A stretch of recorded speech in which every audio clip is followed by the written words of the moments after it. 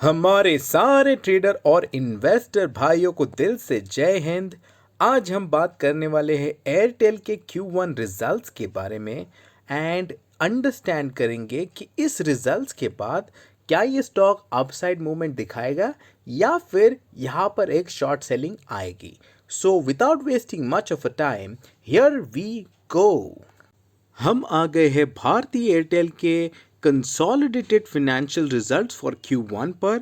और आप देखो तो ये रुपीस इन मिलियंस, तो जितने भी नंबर है वो मिलियंस में है। इसे मैं क्रोर्स में कन्वर्ट करके आपको बताऊंगा ताकि आपको समझने में थोड़ी आसानी हो। तो सबसे पहला पॉइंट अगर आप देखो तो revenue from operations and other income पकड़ कर जो आपका टोटल आता है इनकम, वो हो गया है 227,063 करोड़ के आसपास में। एंड अगर आप देखो इसी को अगर प्रीवियस क्वार्टर के हिसाब से अगर आप कंपेयर करो तो वो था 25,831 करोड़। तो यहाँ पर एक सॉलिड जंप हमें नज़र आ रहा है पॉजिटिव साइड में। एंड इसको अगर हम कंपेयर करें Q1 2020 से तो वहाँ पर था 23,696 करोड़। तो वहाँ पर भी एक हमें जंप दिख रहा है। तो जाहिर बात है दोस्तों, यहाँ पर हमको रेवेन्यू जो है बढ़ते हुए दिखाई दे रहा है एयरटेल। बट अगर आप बात करो एक्सपेंसेस की तो 13,873 करोड़ का एक्सपेंसेस था कंपेयर टू पिछला क्वार्टर जो कि था 13,415 करोड़।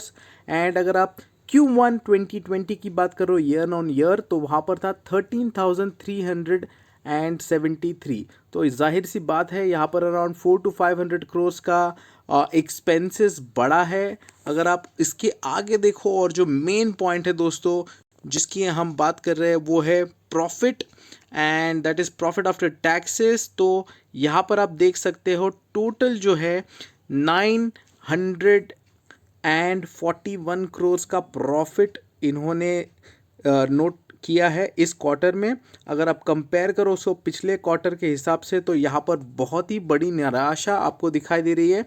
तो पिछले क्वार्टर में जो 1511 करोड़ का प्रॉफिट दर्ज किया था तो यहाँ पर एक बहुत ही बड़ा ड्रॉप हमें नज़र आ रहा है अराउंड 600 ऑड के आसपास का। तो yes, it is a big big big drop. But अगर आप इसको कंपेयर करो Q1 2020 जबकि बहुत ही बड़ा लॉकडाउन था भारत में तो वहाँ पर लॉसेस दिखाए गए थे and that was a big big big loss. तो इसके कंपैरिजन में जो है 941 करोड़ का जो प्रॉफिट इस टाइम पर दिखाई दे रहा है। Yes, quarter on quarter drop है बट अगर आप ईयर ऑन ईयर कंपेयर करो तो it is still a good deal. हम आ गए हैं एयरटेल के 1 डे चार्ट पर और हम अंडरस्टैंड करने की कोशिश कर रहे हैं कि ये ट्रेंड कहाँ ले जाएगा इस स्टॉक को। तो रिजल्ट्स जाहिर सी बात है कि अगर आप देखो क्वार्टर ऑन क्वार्टर तो बहुत ही बुरे रिजल्ट्स आप कह सकते हो। एंड अगर आप ईयर ऑन ईयर देखो तो जैसे कि आपको पता है Q1 2020 में तो पूरा पेंडेमिक में लॉकडाउन था तो और बहुत सारी चीज़ें अगेंस्ट थे एयरटेल के, तो वहाँ पर उन्होंने बहुत बड़ा लॉस एग्जिट किया था। तो यहाँ पर उसके कारण एक साइडवेज मूवमेंट आने की क्षमता चांसेस जो है बहुत हैवी हो गए हैं। बट अगर आप देखो एट द मोमेंट ये एक ऐसे जोन में ट्रेड कर रहा है जहाँ से 1 2 टाइम पर जो है ये इस लेवल से नीचे की तरफ मूवमेंट दिया है।